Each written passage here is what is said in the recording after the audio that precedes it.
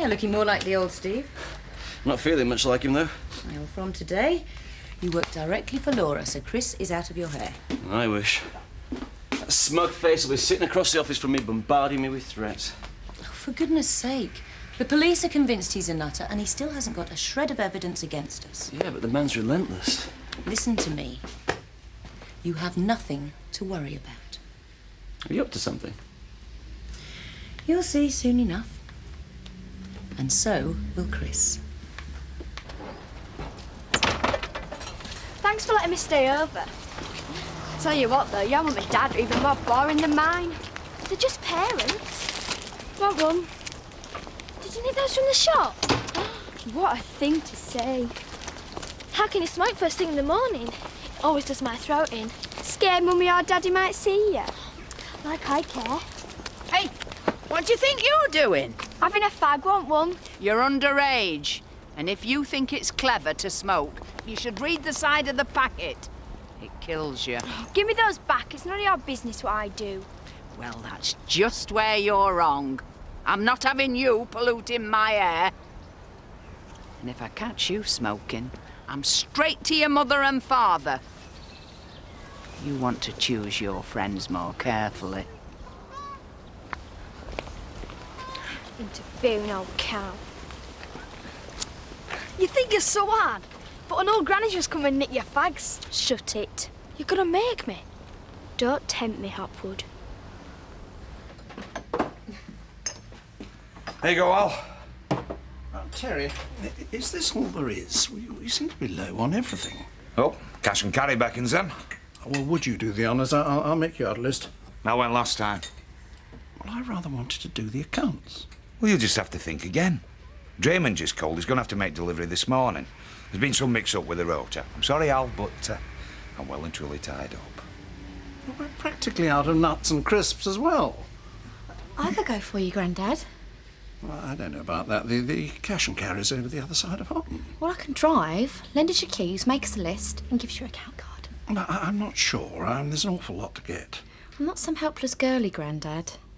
Well, if you wouldn't mind, it would be a great help. While I was at the cash and carry, would you mind if I picked up a few things just to brighten up my room? Yeah, no, of course not. It is a bit drab in there, isn't it?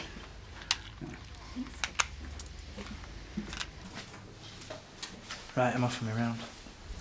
Maybe that'll improve the atmosphere in here. Yeah, sorry, I've been a bit down this morning because my life's a bag of toenails. Well, brace yourself. Things are going to get worse.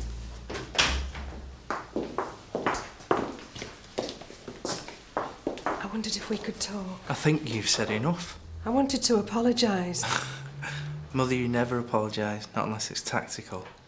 This is different. I hardly slept last night for worrying. Well, that'll be your conscience doing overtime. You shouldn't have said all them things to Mandy. I'm worried about not being friends with my son. You don't know what it's like, Patrick. The thought of being estranged from your own child, I don't want that. You shouldn't go opening your mouth then. I don't know, it's like every time I turn my back, you pop up and start stirring things. Don't talk like that, Patrick. Can we have lunch somewhere and make peace? No, I'm sorry, I'm busy today, Mum. Paddy. All right, I'll meet you in the diner at 1 o'clock. Have a nice morning, Pat. She's up to something. Well, Mr. Marchant, caught you red-handed. What planet are we on this morning, Chris? You break into Laura's computer. Can't wait to tell her. She'll go ballistic. I'm checking stock for her. Oh, of course you are. And she asked me to give you this memo.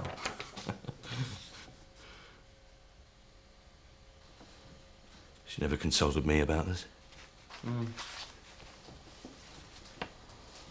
Zoe and Paddy are both out on their own, so I stuck in the office and answered phone for a bit. Want a jelly baby? Thanks. Welcome to Mandy Dingle's House of Fun. Oh, I'm sorry, I'm just dead depressed about me and Pad. What are you two like? Mum was snooping around again this morning. Why?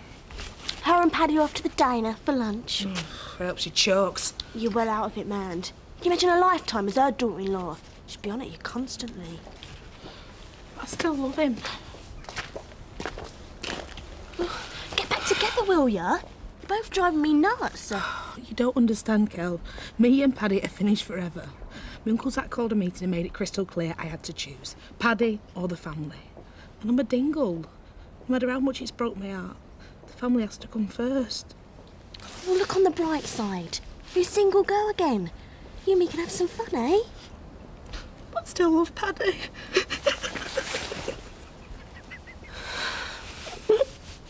Thanks. Are you sure you can spare him? No problem, Letty. Trisha's back from the cash and carry with replenishments. Well, I'm right grateful. The lads forgot to order our soft drinks. Oh, Alan, it's a nightmare over there. And Marlon. Well, we all know about Marlon. But if there's anything else I can do to help... Thanks. I think it's right important we keep things together for Kathy. Small one, please, Alan. Mrs. E, do you happen to know the hospital's visiting hours? All afternoon till 8. Why? I want to go and see Kathy. Look, I know we've had our differences. I still think a lot of her. Oh, guilty conscience, more like. After all the times you've stabbed her in the back. Oh, how we missed the Scold's bridle. I'm sure inside he's not so bad. Give me a scalpel. I'll have a look. Hey, Al. Where do you want your Japanese rice crackers? I didn't order those. Well, if I were you, I'd have a sit down. You got some more surprises coming. Grandad, I've saved you a fortune. Bombay mix. 60 bags for the price of 50. Tricia, this sort of thing doesn't go down well in the wool pack. You're so conservative, Grandad. People like something a bit different these days. Aye, like fireworks. What? I'm planning ahead. It's Halloween and Guy Fawkes soon, and a bumper opportunity for you to pull in the crowds. I'm not a fireworks fan. Look, Tricia, I know you're doing your best, and I don't want to stamp on your enthusiasm, but this just isn't my sort of thing. Well, let me organise a firework barbecue for you. You don't even have to be involved. I'll arrange everything. Oh, well, we'll see. Shall I just take this straight up? What is that? Well, you did say I could get something from my room. Patrick, I'm sure Mandy's a very lively individual, but she's not marrying material. What does that mean? Well, it's obvious she's a bit of a good time girl at heart. How dare you? Anyway, there's not much to worry about on that score because it's split up. I saw you together. I'm telling you, we're split up. Oh, don't lie to me. That's a coward's way out of a problem. You're the only one with the problem because you can't take people as they are. And I'll tell you something, for nothing. The Dingles have got more heart and spirit and lust for life than any of your stupid posh Rotary Club pals put together. How dare you speak to me like that? I'm sorry, but they've shown me genuine love and kindness, and it's about time I started repaying them. Thanks, Mum. You helped me make my mind up. What are you on about? I'm going to do everything in my power to get me and Mandy back together. It's fate, Mum. There's nothing you can do to stop it.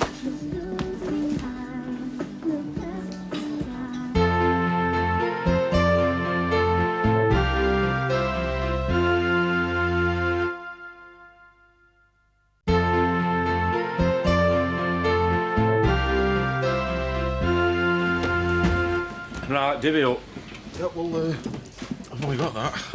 Plonking heck, we've only got enough for a pint and a half. Oh, and I can guess who's going to get the half. Look on the bright side. You might end the day sober for once in your lives. Is it new pub policy to insult valued customers? Well, cheer up, Zach. I'll get you both one in. Hey, twice in a week. Hey, you're not such a bad lass. Well, I know what it's like to be skinned. Park yourselves, and I'll bring it over. Oh, thanks. Tricia, we are not a charity. I'll pay for 'em, Grandad. You sure these fireworks are safe? Well, they've been making them for thousands of years. I'm sure they've got it right by now. Please get this lot shifted. It's a TV and video, isn't it? No, I just didn't expect you to come back with so much stuff. I'll pay for the telly. No, you won't. I said you should have something to brighten your room, but in future, will you please stick to my list? Whatever. Right, well, I'm off to see Kathy now, so get this lot shifted pronto. Terry's busy with the beer delivery. I'm on the case, Grandad. Right, that's the beer done. I'm off for a break. Sorry. Grandad's last words to me were, make sure Terry gets the cash and carry stuff shifted ASAP.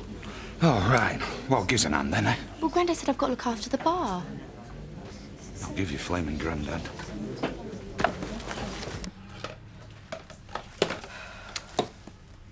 Everything all right?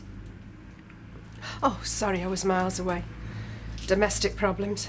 Paddy's still seeing Mandy Dingle, then? Don't even mention her name. It breaks your heart. We put Patrick through a good school, university, and this is how he repays us. Oh, well, I know what you mean.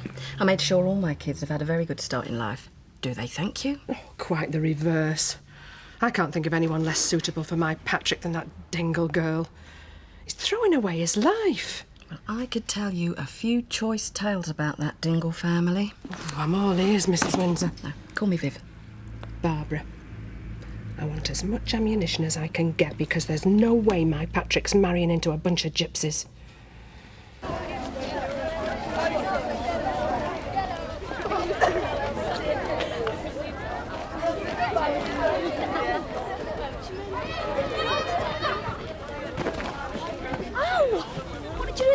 Rotten cow? Well, looky old me. Give it us back, that's my bus fare. Certainly. If you can prove it's yours. You saw me drop it. Did you see that, Donna? Nope. Then find us keepers. Give it us back! Ah!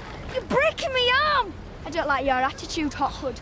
You're a cocky little wimp. Get off! Beg me. No! Beg me. Get off! I'll beg! From now I'll watch your back, because I'm going to make your life hell.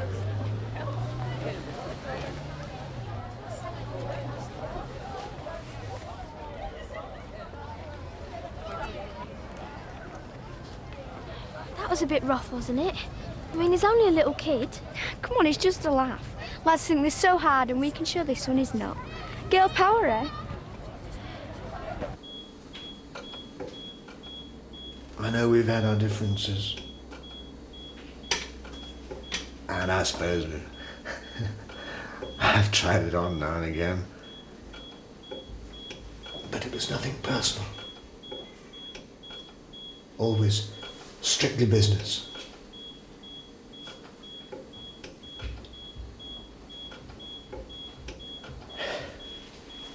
Marlon and his sidekicks are making a right pig's ear of running away. Running the diner. I try to give them some advice. Will they listen? They're not hot business people like you and I, eh?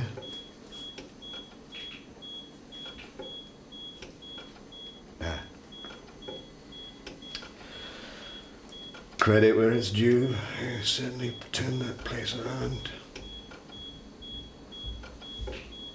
Not just a pretty face, are you?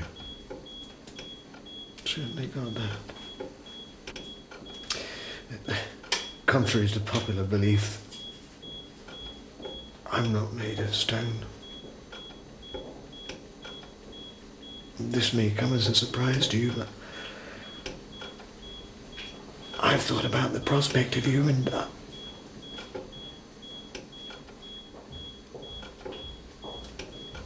you?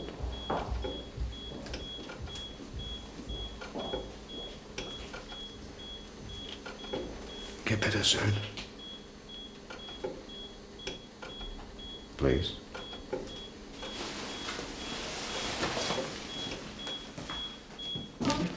What's your whips? Oh, hello, Rachel. By heck, isn't it growing? Yeah. Can I ask you a favour? Far away. Would you mind looking after Joseph for a little while? What now? Yeah, the thing is the lady who normally takes the minutes for the parent-governors meeting, well, she's gone ill, and the head, well, he's pressurising me to take her place. Well, can't you just tell him that you've got a little one to look after?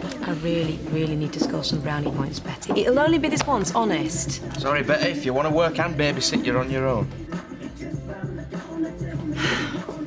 Well, it's not convenient, Rachel. We've been very busy. Betty, please. You're my last resort.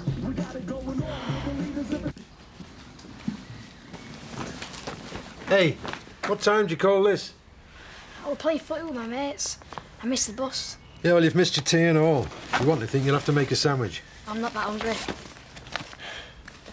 Robert, what's up with him? Dunno. Him and a mate of Dan's were winding each other up all day. He's got yourself a girlfriend, then? No way! It's always the same. The ones you row and fight with, you really got a soft spot for. Well, you've got it wrong. I'm off to get changed. I'm going to go and see Kathy.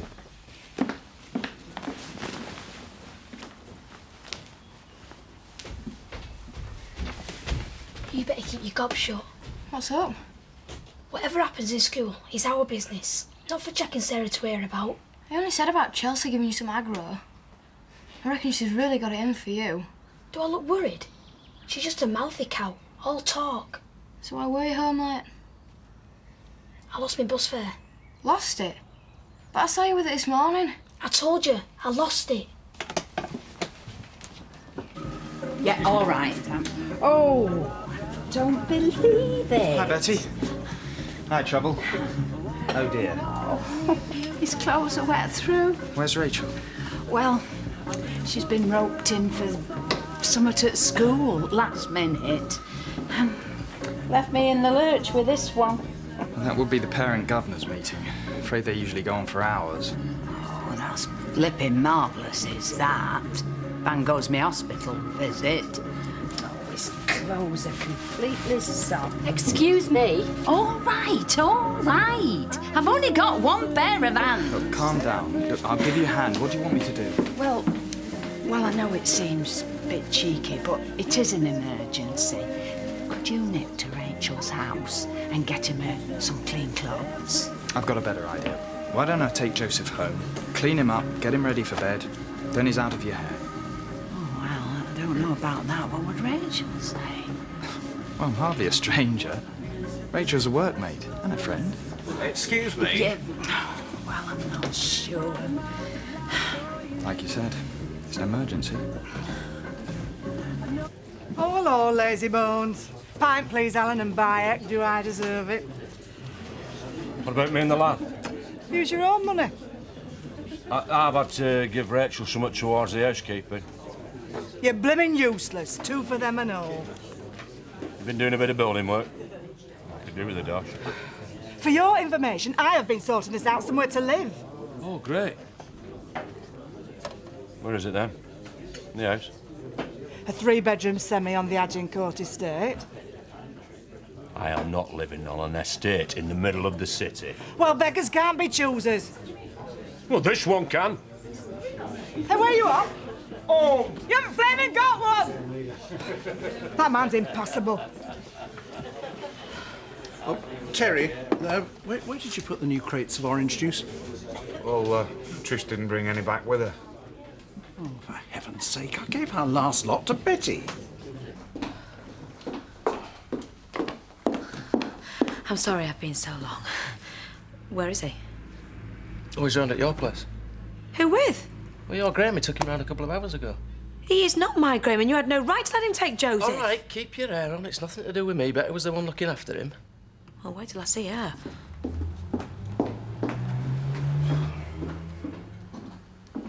You could at least have consulted me before transferring Marchant. I've had a long, difficult day. I don't need this. You have made me look a laughingstock. I'm meant to be MD. If you can't accept my decisions, then look for another job. Oh, have I arrived at a happy moment? Oh, and don't you look so damn smug. You'll trip yourself up one of these days and I'll be there to turn you into the police. Oh, for God's sake, Chris, put on another record. You're right, Laura. Enough's enough. As a lawyer, you must see how potentially damaging these allegations are to me professionally. And the stud farm. And home farm. And what are you going to do about it, stepmama? It wouldn't be good for Home Farm's image if I sued you for slander. Now I've heard it all. Let's all just calm down for a second. Look, they're bluffing. The last thing these two want is me in the witness box.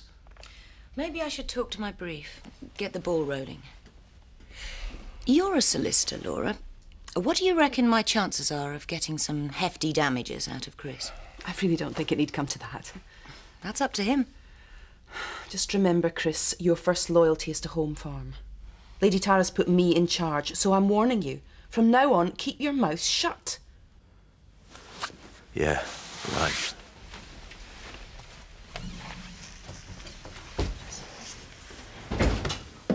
What the hell do you think you're doing? She's asleep. You took Joseph without my permission. The poor chap was stuck in the corner of the diner getting bored and fractious. And it was making life a bit difficult for Betty. It was an emergency. How the hell did you get in here? Betty gave me the key, Rachel. She was rushed off her feet. And Joseph had poured drink all down himself. He needed a change of clothes. What was I to do? I got to the diner and he wasn't there. And they said that you had him. And I get here and you've made yourself really at home. Look, everything's fine. No, it's not. Joseph is used to being looked after by people who he knows well. Well, don't you trust me? That's not the point. I'm sorry. I know you've put yourself out and I appreciate that. But you must see it from my point of view. I'm sorry if I worried you. But all's well that ends well, eh? How was the meeting? It was like watching paint dry. Put your feet up and I'll make you a drink. Thank you. That'd be nice.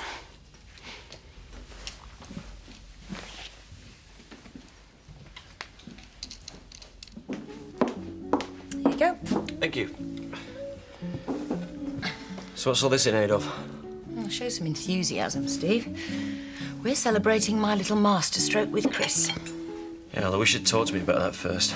Winding Chris up just makes things worse. On the contrary, I rather think my threat of legal action has put an end to his troublemaking. What, do you really think that'll shut him up? Well, my threat won't, but Laura will.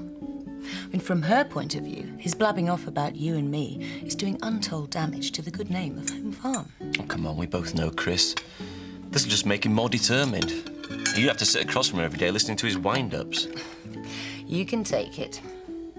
After all, your greatest talent is being able to lie through your teeth. Look, all we have to do is sit tight and wait. There is no evidence. They have no witnesses. We're in the home straight, Steve. Cheers. Cheers. Oh, poor little poppet. She's as cold as a mother-in-law's kiss. Do you think I should ask them for another blanket? Oh, I think they know what they're doing, Betty. I suppose you're right. Do you reckon it's a vermilion day? Sorry, you've lost me. Well, Cathy always takes so much care with her appearance. I thought I'd give her a dab o' lippy. Sweep of eye, she had to make her look nice. Well, more like the old Cathy. Then it's a vermilion day. Oh, you are lucky, Jack. You've got 2 smashing kids. And Andy's not a bad one. Me, I was never blessed with children.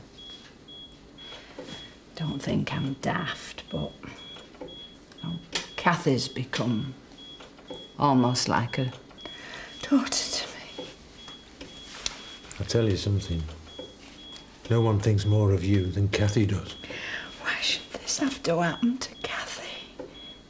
She hasn't got a bad bone in her body.